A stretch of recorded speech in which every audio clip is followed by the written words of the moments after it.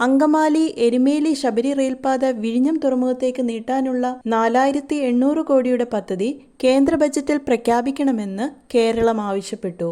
കേന്ദ്ര സർക്കാരിന്റെ റെയിൽ സാഹർ പദ്ധതിയിൽ ഉൾപ്പെടുത്തണമെന്നാണ് ആവശ്യം.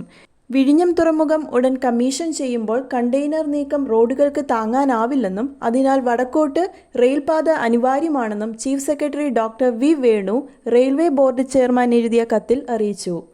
ശബരിപാത എരുമേലിയിൽ നിന്നും തിരുവനന്തപുരത്തേക്ക് നീട്ടാൻ 2013 സർവേ നടത്തിയെങ്കിലും ലാഭകരമല്ലെന്ന കാരണത്താൽ തുടർ നടപടിയുണ്ടായില്ല.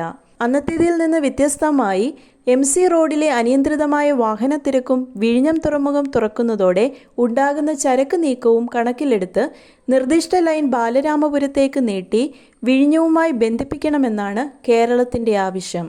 എരുമേലി മുതൽ ബാലരാമപുരം വരെ നീളുന്ന 160 കിലോമീറ്റർ റെയിൽപാതയിൽ 13 സ്റ്റേഷനുകളാണ് സംസ്ഥാന സർക്കാർ ശുപാർശ ചെയ്തിരിക്കുന്നത്.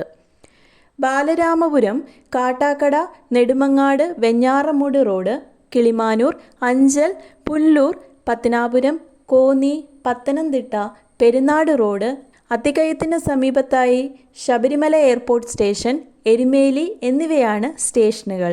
പാത തുറന്നാൽ അങ്കമാലി തിരുവനന്തപുരം റൂട്ടിൽ സംസ്ഥാനത്തിന് പുതിയ റെയിൽ ഇടനാഴി ലഭിക്കുമെന്നും പദ്ധതിക്ക് 4800 കോടി രൂപ ചെലവ് പ്രതീക്ഷിക്കുന്നതായും റെയിൽവേ ബോർഡിന് നൽകിയ കത്തിൽ പറയുന്നു. 50,000 ജനസംഖ്യയുള്ള പട്ടണങ്ങളിലേക്ക് റെയിൽവേ കണക്ടിവിറ്റി നൽകാൻ കേന്ദ്രം തിരഞ്ഞെടുത്ത പട്ടണങ്ങളിലൊന്നാണ് നെടുമങ്ങാട്. നിർദ്ദിഷ്ട പാത നെടുമങ്ങാടിനെ റെയിൽ ഭൂപടത്തിൽ എത്തിക്കുമെന്നും കത്തിലുണ്ട്.